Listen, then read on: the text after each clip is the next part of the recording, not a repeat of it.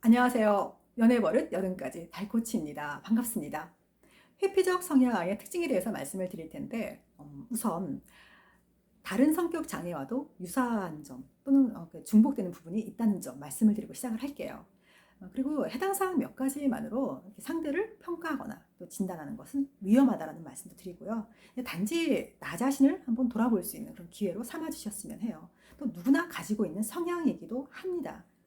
예, 정도의 차이만 있을 뿐이죠. 여러분 특징부터 시작을 할게요. 상대에게 거절당할 것을 미리 본인들이 예상을 하고 그리고 그로 인해서 어떤 그 두려운 마음 또는 어떤 걱정을 하는 그런 그 성향이세요. 그리고 또 다른 사람과의 어떤 관계에 있어서도 좀 친하게 지내고 싶어하는 그런 욕구는 상당히 강합니다. 근데 막상 그에 반해서 주변에 사람들은 많이 없어요. 또 이렇게 긴밀한 관계를 가져야 되는 그런 그 대인 관계, 그러니까 뭐 직장 생활도 그렇고 사회 생활도 그렇죠. 그런 데서 좀 회피적인, 지나치게 회피적인 그런 모습을 보이기도 합니다. 연인 관계에서도 마찬가지예요. 이분들은 상대가 나를 좋아해 준다라는 거에 대한 확신이 없으면 관계를 맺지를 못하십니다.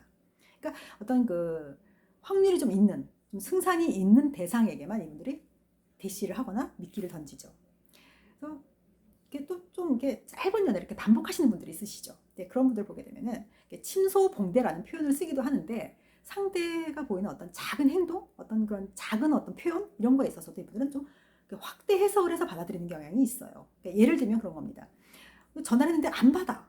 근데 내가 문자를 남겼는데 바로 안 읽어. 또는 뭐 바로 답장이 없어. 그럼 이분들은 아, 나를 피하는구나. 나를 싫어하는구나. 라고 생각을 하고 상대에게 먼저 이별 통보를 해버리는 겁니다. 그러니까 본인들이 거절당할 거에 대한 두려움 때문에 미리 본인들이 선수를 치는 거죠. 그러니까 겁쟁이들이에요, 이분들은. 그리고 또 이분들이 또 꺼려하는 행동 중에 하나가 새로운 어떤 그 시도 또는 어떤 새로운 활동, 어떤 새로운 환경에 이렇게 노출되는 거에서 지나치게 꺼려하는 모습을 보이기도 합니다. 이제 그러한 이유가 이게 좀 상대가 나를 조롱할까봐, 나를 비난할까봐, 그리고 나를 좀 무시할까봐, 나를 우습게 볼까봐, 내가 어색해하는 모습을 그들이 눈치채고 나를 쉽게 볼까봐 이런 생각으로 인해서 그분들은 이제 그러한 행동을 못 하시는 거죠. 그리고 또 이분들이 본 특징 중에 하나가 그 가던 식당만 계속 가는 그런 거 단골을 만들어서 그런 모습도 보이세요. 그리고 또 사람들이 많은 곳에 가는 거를 상당히 좀 두려워하는 그런 모습도 보이시고. 근데 또 사람을 만나는 거에 있어서도 이분들이 뭐 친구도 마찬가지예요. 이렇게 만나고 오면은 상당히 극도의 어떤 피로감도 느끼십니다. 근데 그 이유가 사람들을 만날 때마다 이분들은 늘 상대를 평가하고 주시하고 관찰하고 이제 그런 모습 보이세요. 의심하는 눈으로 경계를 하는 거죠. 그러니까 상대가 나를 어떻게 생각하는지, 나를 어떻게 평가하는지에 대해서 이분들은 온통 신경이 걸려 있는 거예요. 그러니까 얼마나 피곤하겠습니까? 그래서 이분들이 그렇게 하고 나서도 왜 그런 말을 했는지 한 번 또 재탕을 하는 거죠. 집에 와서 누워서 또 이불킥도 했다가 막 후회도 했다가 이제 막 그런 그런 모습을 보이세요.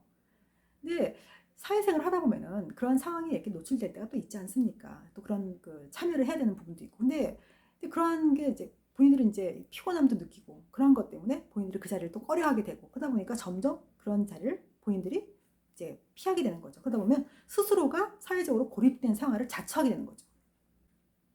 이분들이 그러한 그 성격을 갖게 되는 그 원인을 보게 되면은 어린 시절에 양육 환경의 그런 그 영향을 많이 받습니다. 그러니까 뭐 수치감이나 어떤 모욕감 또 나는 가치가 없다라는 거에 대한 어떤 그런 생각을 가질 수 있는 그런 환경에 자주 반복적으로 노출되었을 경우죠.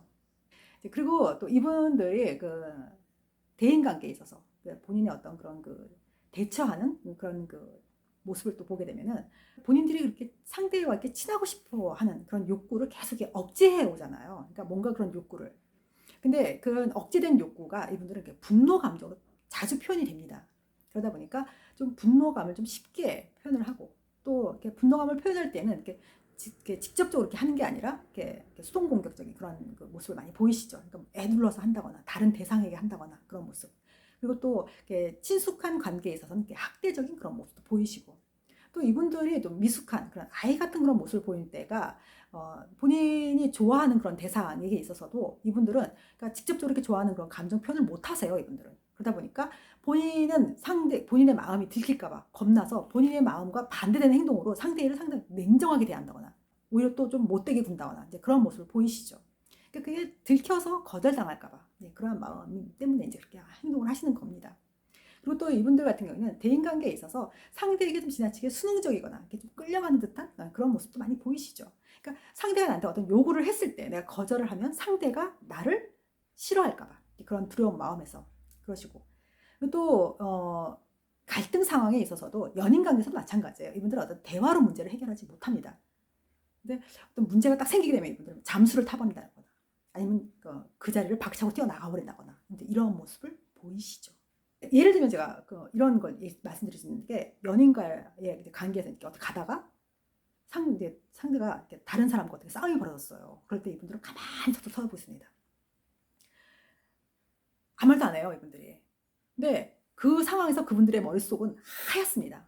아무 생각 떠오르지 않는 거예요. 왜냐하면 그분들은 그런 상황에 본인이 노출된 것이 굉장히 싫은 거예요. 불편한 겁니다, 지금 상황이. 근데 이제 나중에 연인이 어떻게 그 상황에서 내 편도 안 들어주고 가만히 있을 수가 있어 라는 말을 했을 때 이분들은 또 적극적으로 또 방어를 합니다. 어떻게 얘기하느냐. 내가 그때 한마디만 했으면 진짜 일 크게 벌어질까, 내가 아무 말도 안 하고 있었던 거야. 이런 식으로 방어를 하는 거죠. 자기 합리화, 자기 해명을 막 하십니다. 또 그런 모습도 보이고, 그리고 또 이분들이 보이는 것 중에 본인이 또 꼭 해야 되는 그런 상황에 있어서도 상당히 좀 이렇게 좀 무책임한 그런 행동을 또 많이 하십니다. 근데 그게 해야 되는 거에 있어서도 좀 이렇게 대충 해서 그냥 넘겨버린다든지, 아니면 빼먹고 안 한다든지, 아니면 아예 그냥 다 제껴버린다든지, 그런 모습도 보이시죠. 나 자신이 혹시 이러한 성향이 있다면 한번 좀 생각해 봐야 된다라고 제가 말씀드리고 싶은 게 그거예요. 좀 이게 대인관계에 있어서 내가 그냥 좀 더럽게 내가 속이 좁은 때가 있다. 근데 그런 경우가 좀 자주 있다라고 했을 때 한번 생각해 보셔야 되고요. 또 사람을 만나고 난 뒤에 내가 좀 극도로 내가 좀 피곤하다. 그리고 내가 좀 다른 사람에 대해서 좀 이렇게 좀 많이 좀 경계를 하고, 그리고 내가 좀 많이 좀 의심을 하는 편이다라고 했을 때 생각을 해보셔야 됩니다. 또 생각이 많은 것도 마찬가지죠. 그러한 내가 부분이 있다라고 했을 때는 가능하면 좀 생각을 좀 유연하게 가질 수 있도록 좀 노력하셔야 되고, 그리고 또 이렇게 상대의 입장을 이제 입장 바꿔서 생각해보는 그런 노력도 좀 해보셔야 됩니다. 자, 조금 도움이 되셨습니까? 다음 영상에서는 제가 회피성 성격과 자기애성 성격의 차이에 대해서 제가 말씀을 드리고요. 그 다음에 두 인격이 병합해서 갖고 있을 경우 나타나는 행동에 대해서 제가 영상을 올리도록 하겠습니다. 끝까지 들어주셔서 감사합니다.